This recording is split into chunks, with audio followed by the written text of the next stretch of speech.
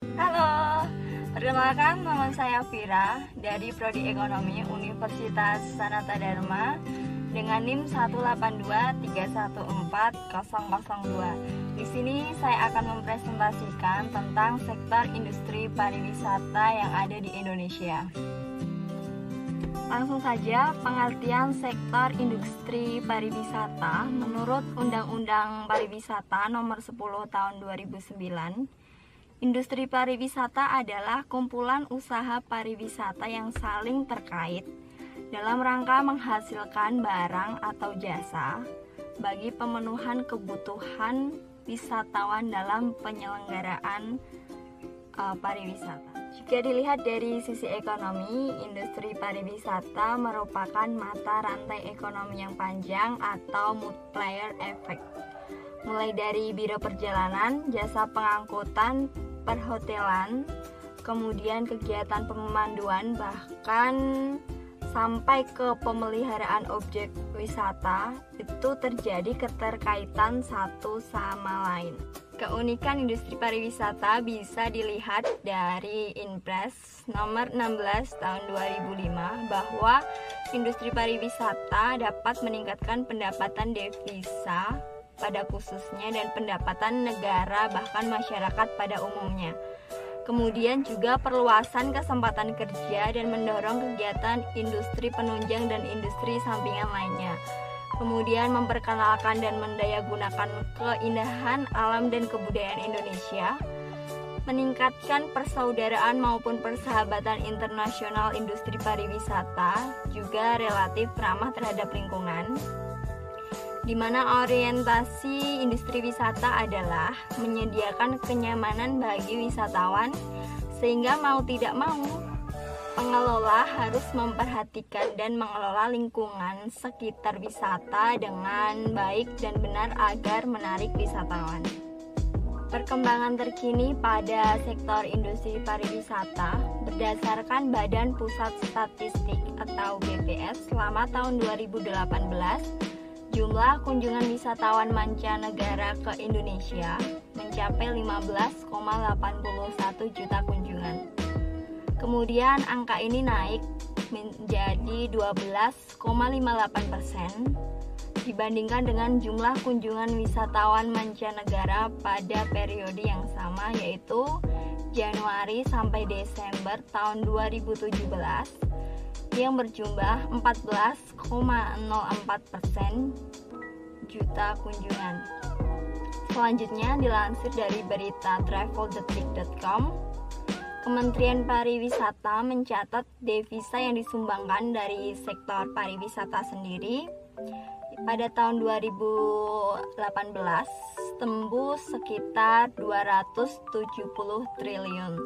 Lalu pada tahun 2019 berdasarkan Badan Pusat Statistik, jumlah kunjungan wisatawan mancanegara ke Indonesia mencapai 16,11 juta kunjungan, di mana angka ini mengalami peningkatan dari tahun 2018. Selanjutnya, sumbangan devisa dari sektor pariwisata yang dilansir oleh laman berita voi.id mencapai target yang dicanangkan oleh Presiden Jokowi, yaitu sebesar 280 triliun. Kemudian tahun 2020 dilansir dari laman berita1.com, jumlah kunjungan wisatawan mancanegara ke Indonesia mengalami penurunan yang signifikan, yaitu hanya mencapai 4,02 juta kunjungan, dan angka tersebut sangat jauh menurun sebesar 75,03% dari jumlah wisatawan tahun 2019. Dilansir dari berita ibtimes.id, Menteri Pariwisata dan Ekonomi Kreatif menyampaikan bahwa pendapatan negara dari sektor pariwisata diperkirakan anjlok hingga 90%.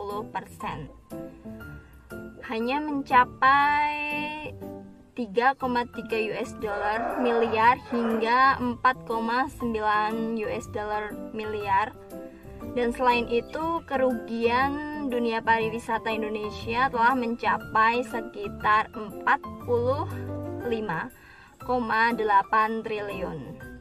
Dilansir dari kominfo.go.id, ekonomi pariwisata menjadi fokus pemulihan di tahun 2021. Pemulihan pariwisata ini diutamakan akan mengembangkan 5 destinasi prioritas, yaitu Danau Toba, Candi Borobudur, Mandalika, Labuan Bajo, kemudian Likupang.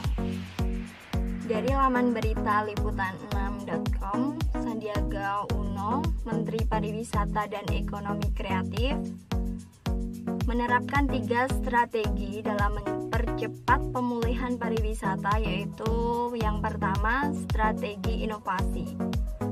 Inovasi ini akan lebih mengedepankan penggunaan teknologi seperti big data dan pendekatan kekinian untuk memetakan serta memastikan para pelaku sektor pariwisata bisa bertahan.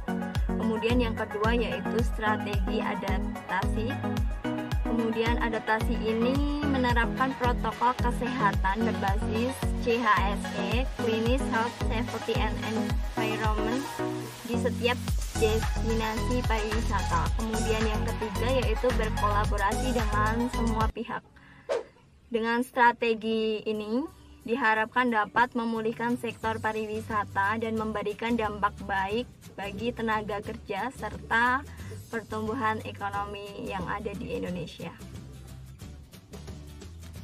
Bisa dilihat pada grafik perkembangan jumlah kunjungan wisatawan mancanegara tahun 2018 sampai 2020.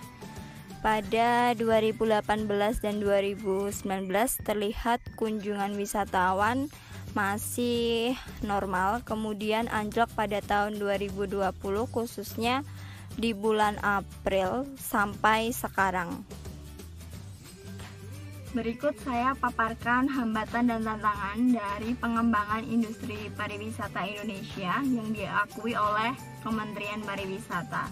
Yang pertama yaitu kurangnya konektivitas, pelayanan dasar, dan infrastruktur untuk melayani wisatawan.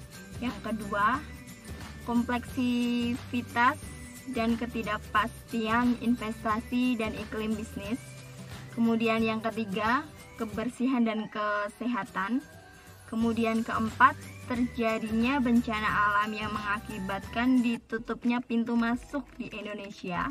Kemudian yang kelima, kurangnya penerbangan langsung dari target pasar ke destinasi wisata.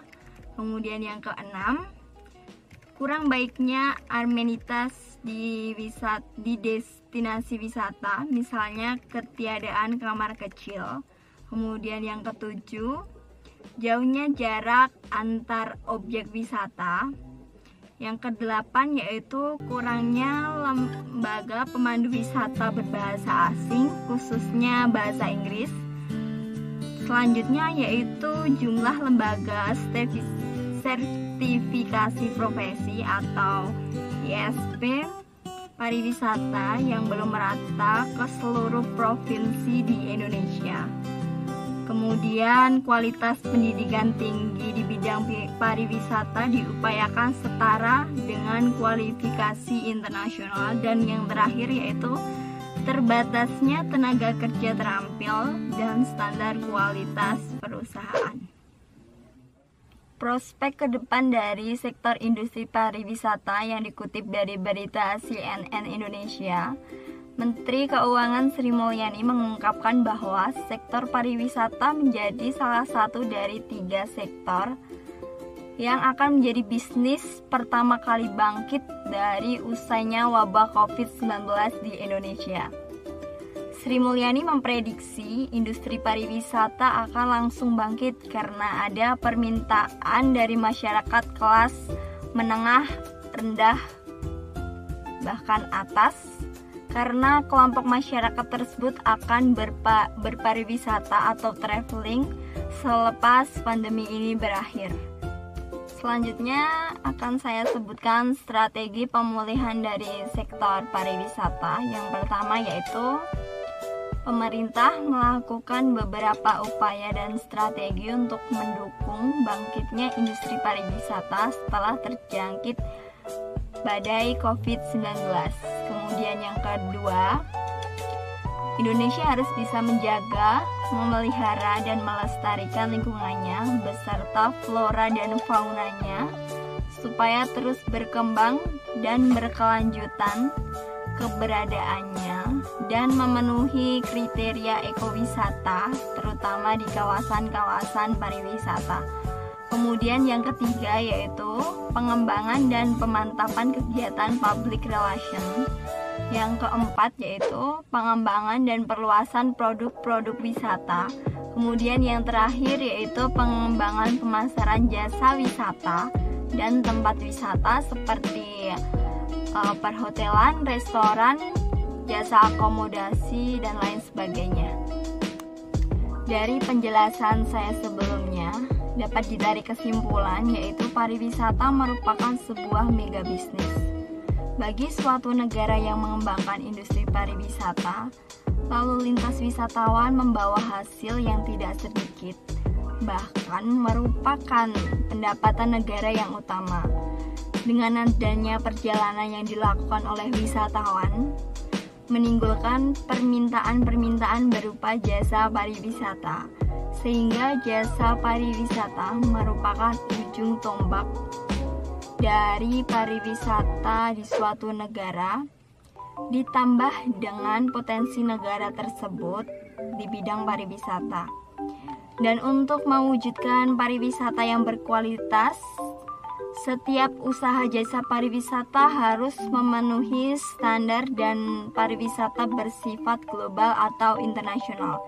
Dalam hal ini, pengaturan tentang standarisasi dan sertifikasi usaha jasa pariwisata secara internasional tidak ada aturan yang mengatur secara khusus. Namun dengan adanya organisasi-organisasi pariwisata internasional, salah satunya yaitu WTO atau World Trade Organization yang mewajibkan seluruh negara anggotanya memenuhi kode etik pariwisata di dunia. Demikian hasil dari presentasi saya. Mohon maaf bila ada salah kata. Sampai jumpa.